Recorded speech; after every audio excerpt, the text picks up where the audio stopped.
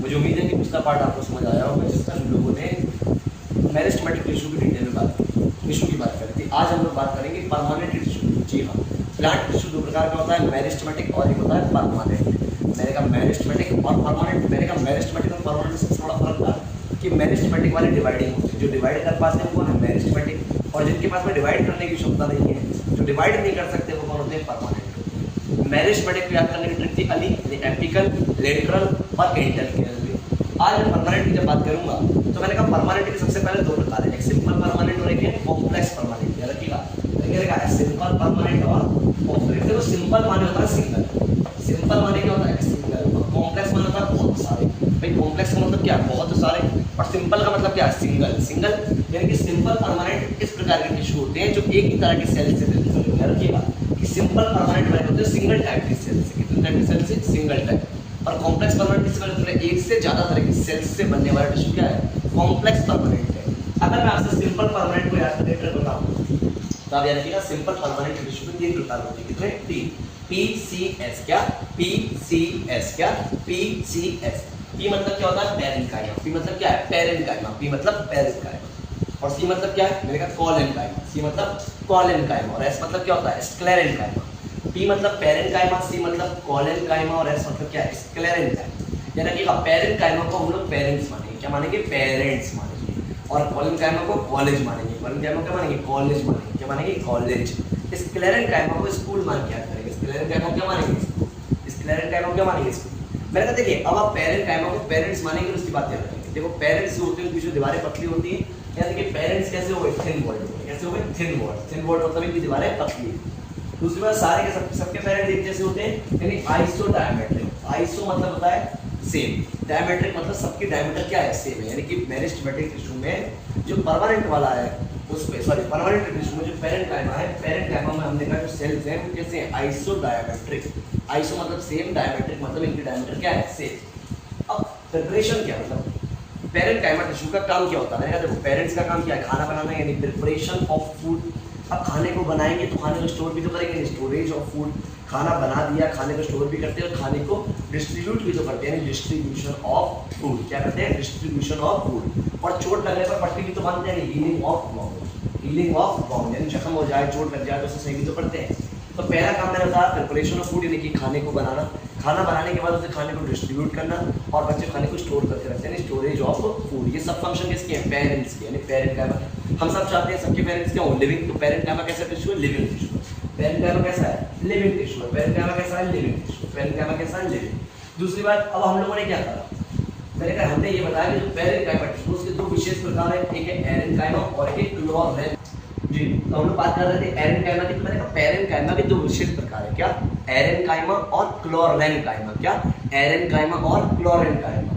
एरेन्काइमा को ए से याद रखिएगा। एरेन्काइमा ए से याद रखिएगा। ये एक्वेटिक प्लांट्स के अंदर पाया था। किसके अंदर पाया था? Aquatic plants. ये एक्वेटिक प्लांट्स को पानी के ऊपर तैरने में क्या करता है? मदद करता है। क्या करता है? तैरने में मदद, यानी फ्लोटेशन का फोर्स देता है। तो हम क्या लिखते हैं कि एरेन्काइमा का काम क्या? Provide buoyancy. क्या? Provide buoyancy to aquatic plants. यानी कि जो एरेन्काइमा होता है वो एक्वेटिक प्लांट्स को बायो एजेंसी देता है। क्या देता है? Buoyancy. उसके बाद जो क्लोरेनकाइमा होता है, देखिए क्लोरेन, ये क्लोरेन शब्द बायोलॉजी में क्लोरोफिल से जुड़ा हुआ है। किससे जुड़ा हुआ है? क्लोरोफिल। और आप जानते हैं प्लांट टिश्यू में या प्लांट्स में जहां भी कहीं क्लोरोफिल शब्द आ रहा है तो क्लोरोफिल से हम सीधा सीधा समझते हैं कि यहाँ पर सनलाइट पड़ेगी, फोटोसिंथेसिस का प्रोसेस होगा और खाना बनेगा, यानी प्रिपरेशन होगी किसकी? फूड की। तो याद रखिएगा पेरेन्काइमा के दो विशेष प्रकार है, एरेन और क्लोरेन।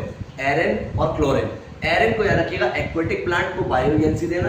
क्लोरेन में क्या होगा? क्लोरोफिल होगा जो क्या करेगी? खाने को बनाएगी। दूसरी बात, अब मैंने कहा कॉलेनकाइमा। कौन सा टिश्यू होता है? कॉलेनकाइमा। सी से क्या रखेंगे आप? कॉलेनकाइमा। सी से क्या करेंगे?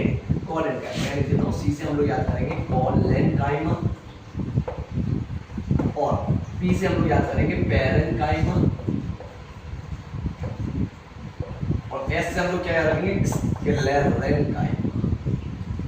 क्या रखेंगे? स्क्लेरेनकाइमा। मैंने आपको पहले बताया पेरेन्काइमा, कॉलेनकाइमा और स्क्लेरेनकाइमा। क्या? पेरेन्काइमा, कॉलेनकाइमा और स्क्लेरेनकाइमा। जो पेरेन्काइमा है वो कैसा टिश्यू? मैंने कहा लिविंग टिश्यू। कैसा है? लिविंग। लिविंग कैसा है? लिविंग। अब पेरेंट्स की दीवार में बता दी थिन वॉल्ड है। अब हम लोग कॉलेनकाइमा की जब बात कर रहे थे, कॉलेज की लाइफ बड़ी जिंदगी बड़ी अच्छी होती है, एकदम से फ्लक्चुएशंस होती है जिंदगी में, तो लिविंग है। कॉलेनकाइमा भी कैसा है? Living tissue. लिविंग यानी कि कॉलेनकाइमा की दीवारें कैसी हैं? Thick wall. दीवारें कैसी हैं? थिक। कॉलेज की दीवारें कैसी होंगी? मोटी यानी थिक वॉल। और मैंने कहा ये थिक वॉल क्यों है? क्योंकि यहाँ पर पेक्टिन का डिपोजिशन हो जाता है। किसका? पेक्टिन। आप जानते हैं नॉर्मली जो सेल होते हैं प्लांट में, उसकी जो सेल वॉल बनी होती है किससे बनी होती है? सेलुलोज से बनी होती है। किससे बनी होती है? सेलुलोज। पर यहाँ पर हम देख रहे हैं कि कॉलेनकाइमा में सेलुलोज के अलावा पेक्टिन भी है। क्या है? पेक्टिन। याद रखिएगा, कॉलेनकाइमा दीवारें मोटी है, थिक वॉल। दीवारें मोटी मतलब थिक वॉल। और किसकी वजह से मोटी है? पेक्टिन की वजह से। और इनका काम क्या होता है? मैंने कहा फ्लेक्सिबिलिटी। प्लांट्स को क्या देते हैं? ये फ्लेक्सिबिलिटी। कॉलेज की लाइफ फ्लेक्सिबल होती है। कॉलेज की लाइफ कैसी होती है? फ्लेक्सिबल। भाई पीरियड्स ऐसा नहीं है रेगुलर इंटरवल में पढ़ाई चलती है तो फ्लेक्सिबल जिंदगी हो जाती है। तो इसलिए हमने बताया कि कॉलेनकाइमा का काम होता है प्लांट को फ्लेक्सिबिलिटी देना। क्या देना? फ्लेक्सिबिलिटी। अब हम बात करते हैं स्क्लेरेनकाइमा, जो कि स्कूल लाइफ है, जो कि अपने आप में सबसे हार्ड फेज होता है लाइफ का, लेकिन सबसे अच्छा फेज होता है। तो हम लोगों ने माना है कि स्क्लेरेनकाइमा जो कि स्कूल है, अब इसमें क्या अपने बड़ी ध्यान वाली जिंदगी होती है? Dead life. क्या है? डेड। तो स्क्लेरेनकाइमा हमने क्या मान लिया? डेड। स्क्लेरेनकाइमा क्या है? डेड। क्या है? डेड।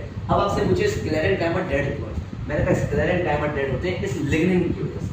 लिग्निन एक डेड सब्सटेंस है जिसकी वजह से स्क्लेरेनकाइमा होते हैं डेड। क्यों? मैंने कहा स्क्लेरेनकाइमा की जो सेल होती है उसकी सेल वॉल पे डिपॉजिट हो जाता है कौन? लिग्निन। कौन डिपॉजिट हो जाता है? लिग्निन। और अब किसी चीज का डिपोजिशन हो रहा है, चाहे कॉलेनकाइमा में पेक्टिन का हो या स्क्लेरेनकाइमा में लिग्निन का हो। अब डिपोजिशन से क्या होता है? जो वॉल होती है वो मोटी हो जाती है। भाई हम जब परत पे परत चढ़ाएंगे किसी चीज पे, हमने कोई परत चढ़ा दी, किसी भी चीज पे जमा कर दिया ऊपर, तो वो चीज क्या हो जाएगी? मोटी हो जाएगी। तो हमने कहा स्क्लेरेनकाइमा और कॉलेनकाइमा इन दोनों की वॉल कैसी? Thick wall. जबकि पेरेनकाइमा में किसी चीज का डिपोजिशन नहीं था, तो पेरेनकाइमा हमने पढ़ा थिन वॉल। क्या पढ़ा? Thin wall. और याद रखिएगा पेरेनकाइमा लिविंग है, कॉलेनकाइमा लिविंग है, पर अकेला स्क्लेरेनकाइमा जो है आपका डेड टिश्यू है। और आपसे पूछेगा स्क्लेरेनकाइमा डेड टिश्यू क्यों है? तो मैंने कहा लिग्निन की वजह से।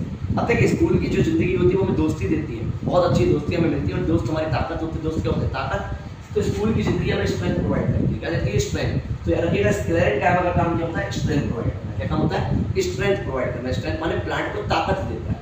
एक सवाल आता है हस्क ऑफ कोकोनट, यानी जो कोकोनट का हस्क होता है, ऊपर जो हस्क वाला हिस्सा होता है, उसमें कौन सा टिश्यू होता है? तो मैंने कहा उसमें स्क्लेरेनकाइमा ही होता है। कौन सा होता है? स्क्लेरेनकाइमा। अब अगले पार्ट में हम लोग बात करेंगे जाइलम और फ्लोएम की, यानी कि कॉम्प्लेक्स परमानेंट टिश्यू की। उम्मीद है आप लोगों को एक पार्ट समझ आएगा और आप लोग आगे साथ देते रहेंगे। Thanks for listening.